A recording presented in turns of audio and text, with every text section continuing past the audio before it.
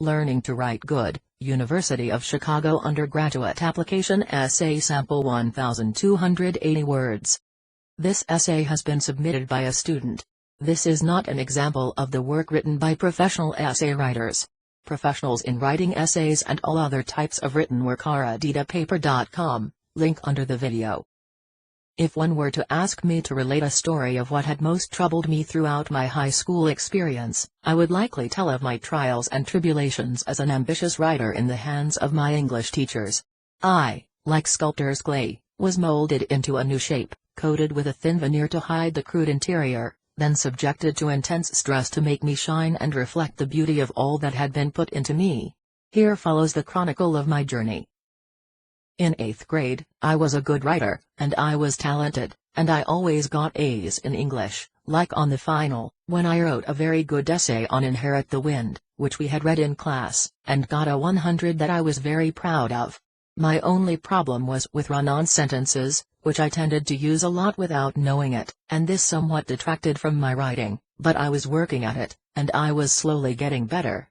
At any rate, I expected to do well in honors English in 9th grade, which I had gotten into as a result of doing exceptionally well on the admission test, and I happily thought how, as such a good writer, I could look forward to all the A's I would be getting, as I was reading the 4 books we had to read over the summer. Once I had arrived on the first day of school, I came to the discovery that we had to take an essay test requiring the whole period on the Old Man and the Sea during the first day of honors English 9. This caused me a great bit of worry, as I had never had the experience of taking part in such a stressful activity on the first day that I was in a class. Nevertheless, I summoned my perseverance and succeeded in finishing the essay test, although I ended up writing with such fury that my hand came to hurt for the rest of the day. Once a week-long period had passed, Mr. Miller handed the essays back to all the students, and I experienced horror as I found that I had received my first ever D on the essay test that he had assigned that first day during class.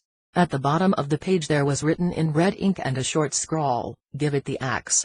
For some time, I didn't quite come to understand what exactly that was supposed to mean, but finally I happened to have the chance to converse with Mr. Miller on the subject, and he informed me in so many words that I was writing down far too much excess verbiage in my essays and using far too many words to express simple ideas.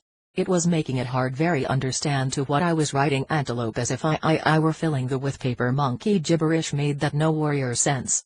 I grew defensive, because I had always gotten A's in 8th grade English, and what made his standards so much higher, and how did he know it would still make sense if I took out every other word, and damn it my writing was good. He told me if someone cut off both my hands, it would do the world a favor. As the year progressed, I can't say that my writing became any better, although I did learn a lot much concerning how to improve my writing by removing junk words like got, a lot, and very. I simply couldn't unhesitantly abandon the very essence of how I had written through my every, bright, livelong day, and for some time I simply had no idea how to approach writing an analytical essay, as if it were some burden to be carried through a barren wasteland on a cold night with the moon on your back and a secret in your heart. Therefore, due to the overabundance of substantiating statements, it was difficult for the reader to understand. One can thereby conclude that the author had no idea what he was doing. As freshman year came to a close, I believe I finally began to understand that which Mr. Miller had been attempting to impart upon me. I managed to receive a B, which was more than I deserved, and made an honest vow to keep hitting my head against the brick wall until I broke through to proficient writing. In sophomore year, my writing slowly improved, although I encountered some difficulty trying to balance growing conciseness with a creative spark, which Mrs. Barnes said any good writer required. First I was too serious. My sentences became curt. I avoided verbosity. Because of this, my writing became abrupt. Then I became far too lackadaisical, whimsical, and flowery, embellishing my every word with a beautiful, perfectly fitted adjective in order to vanquish the loathsome foe of dreadful triteness. However, by the end of honors 10th English, I had achieved a degree of improvement. This time, I received a B for the year. Forsooth, my writing surely solidified in junior year, as I came to reassume confidence in my capabilities as an adept artist of prose. Nay, I would never more use 10 words for 2, and I had succeeded in rendering my writing bereft of excess. But whoa, fate swung down her heavy hand. My confidence, become considerable beyond compass, quickly capitulated when Mr. Cecchio circulated his Learning to Write Good, in which were collected select censurable lines of each student's most recent submission. There, under Avoid Pretension, was recorded a line from my most contemporary composition. He later told me I had begun to sound like Edgar Allan Poe, but Poe at least was justified. In his time that was considered high-class composition. My confidence destroyed, I once again entered a state in which writing an essay became an insurmountable challenge for me. On our essay for Hamlet, I tallied 19 continuous hours spent in writing and editing my 10-page piece. For my 12-page research paper, page limit, 6 to 8, 24 hours. Needless to say, I didn't go to school the next day, but soon after, he did inform me that it was the best essay I had ever written. Now here I sit, looking back on my journey.